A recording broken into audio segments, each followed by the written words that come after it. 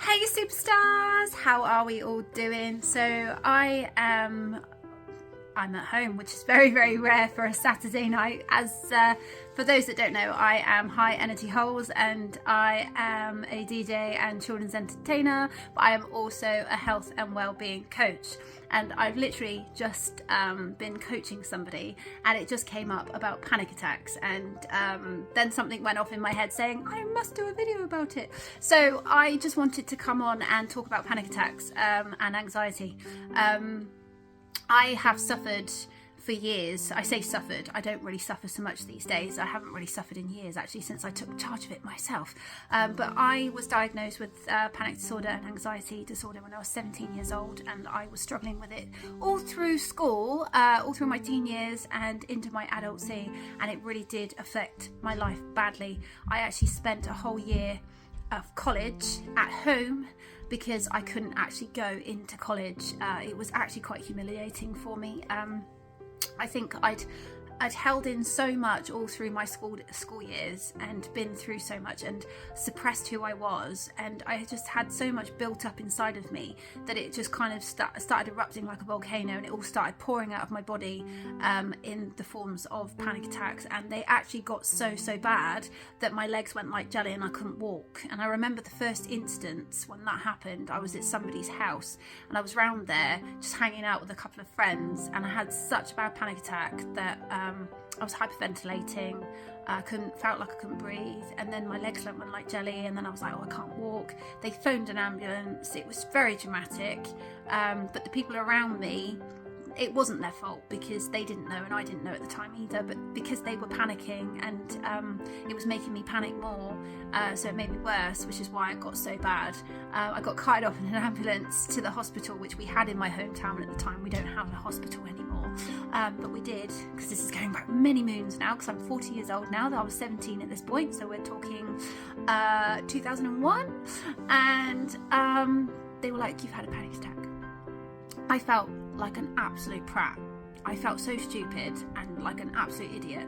And my parents, my mum and my stepdad at the time, got pulled out of a wedding reception to come and get me, basically. And I was mortified. I was absolutely mortified. And that wasn't the only occasion. It did happen a couple of times after that, which is why I ended up, bearing in mind we were on dial-up email then as well, I had to do all my work from home and send it via email. But do you know what? I got all distinctions, so this is what spurred me to go on and do home education, but that is another video. Anyway, so getting back on topic, panic attacks did rule my life for a while. I did end up doing cognitive therapy for my anxiety, stress and panic, but it didn't really help that much. The only thing it did help me with was my panic attacks. It seemed to stop them because knowledge is power. Once I understood what was happening, it stopped. And I've just literally helped somebody by saying what I said, and it made me realise that I really do have a lot to share with the world, and I really can help a lot of people. So panic attacks is basically your fight and flight malfunctioning. So if you think of many moons ago, when we were in danger, our fight and flight would kick in, adrenaline would start pumping around our body so that we would literally run away from danger to save ourselves, right? Survival mode.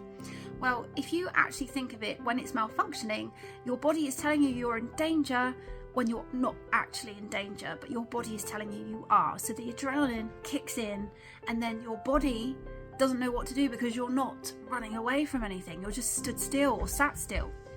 So anyway, your body, with this adrenaline, then kicks you into, well, I always ended up in hyperventilation. I start getting pains in my body, start getting a bit hot, palpitations in my chest, and then I'd be like, I feel like I'm gonna have a heart attack. It would start feeling like that, and then all of a sudden I can't breathe, and then I'm hyperventilating, and then it's like, what the hell do I do? I'm gonna die. And at 17 years old, I was having to be babysat because I was too afraid to be on my own, and my mum was always having to organise somebody to be with me at home, so that I wasn't on my own, because I actually thought I was going to die, and that if nobody was there, they wouldn't be there to help save me, basically, and resuscitate me and get help. And it was horrendous. It really was awful. It was one of the worst times of my life, actually.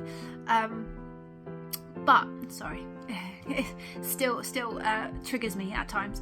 But the point is that as time went on, it was only sort of when I after I'd had my daughter and I'd started having them again that I did CBT, and then they stopped. But I have had a couple since, but they don't get that bad because I know how to stop them.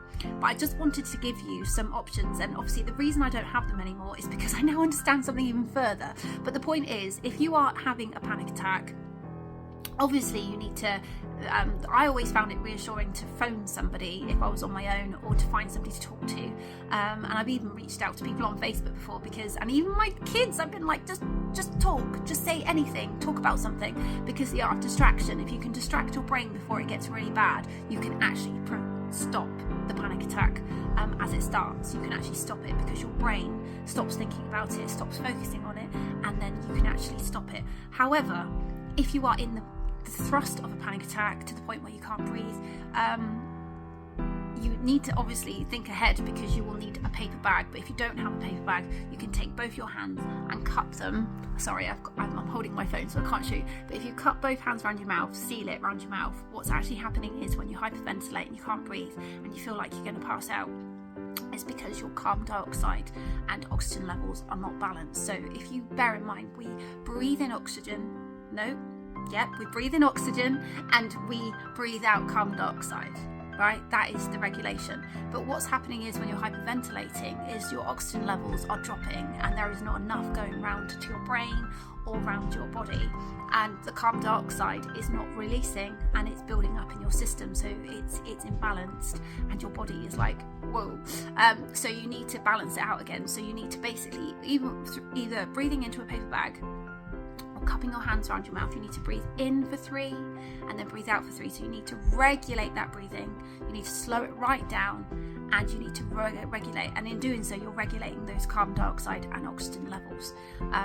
So that is how to come out of it. And then I'd always urge anybody to have a cup of tea afterwards, because although everyone will say, oh, it's full of caffeine like coffee, but tea has a different effect on people to coffee, and tea has a calming effect. So a cup of tea will always help, and obviously if you put some sugar in it, it will just help with the shock of it as well, to just give you a little bit of blood sugar, because obviously with the adrenaline pumping and everything else, your blood sugar levels may drop, so that will just give you that for the shock of it as well.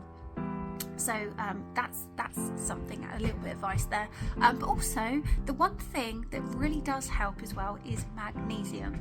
Magnesium, guys, now there is several different types of magnesium out there that have different effects on the body, but the one that I use, because I am allergic to citric acid, my mouth does not like it. I end up with inflamed gums and mouth ulcers in my mouth and down my throat, so I actually cannot take a lot of these supplements. So I actually use magnesium flakes, and I actually use the Westlab magnesium flakes, and they're magnesium chloride, and actually it's actually faster to get into your system to bathe in it than it is to actually take the supplements. So that is what I use, and I actually use it quite often. So not only does it help regulate my anxiety and my panic attacks, it actually does help in many other ways as well, because it does help. So I do, obviously as a DJ, I do a lot of heavy lifting with my equipment.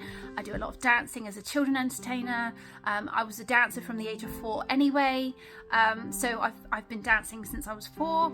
I've been on a stage since I was 4, so it's taken its toll on my knees. I have problems with my piriformis muscle. I sometimes get sciatica, but actually bathing in magnesium has solved all those problems. It has solved all those problems, and it really does help all my muscles relax as well, because I do store a lot of my stress, and if I do get anxious, it stores a lot of it is in my shoulder blades that come up here and right in the crux of my shoulders, and when I'm really bad and chronic, it comes all across my collarbones as well, and they will really ache and hurt chronically, and I have a high pain threshold, so when I feel it, so yeah, so it's made a massive difference to my health. But there are so many health benefits from magnesium, and our bodies cannot hold magnesium, which is why we need to eat a lot of magnesium rich foods. But even a blood test might tell you that you're okay for magnesium, but it actually can't really conclusively tell you that, because so even with rehydration, our our bones are made up of several minerals. It's not just calcium, and they are actually, the magnesium is one of them. There is actually several minerals, so magnesium will help with a whole host of things, but it really does help with the nervous system, and it really help with anxiety. It really regulates, and it really has helped me, and I wish I'd known sooner, because I was a very picky eater and I'm allergic to a lot of things, so it's quite difficult for me to maintain a lot of my vitamin levels, so and it's difficult for me when I can't take supplements, so I've been really learning a lot over the years about foods, and I've had to overcome like my texture issue with food and stuff like this to actually be able to incorporate a lot of these extra things in my diet. So I have a lot more things to tell you and a lot more things that will help you, but I just wanted to put this out there for anybody that might be suffering with panic attacks, just to in the hope that this might actually help you. I do have other methods. Bowen therapy is something I really do need to do a video on. Desperately do. It's not really widely known about, and a lot of people go, what's that? And I really need to kind of find a way to actually explain what it is. So yeah, so that's another video. I've got tons of content, guys, but hopefully if you are suffering with panic attacks, this might help. But please do get in touch if there is anything that you would like me to put content out about, because I just want to help. So yeah, so bye for now, superstars.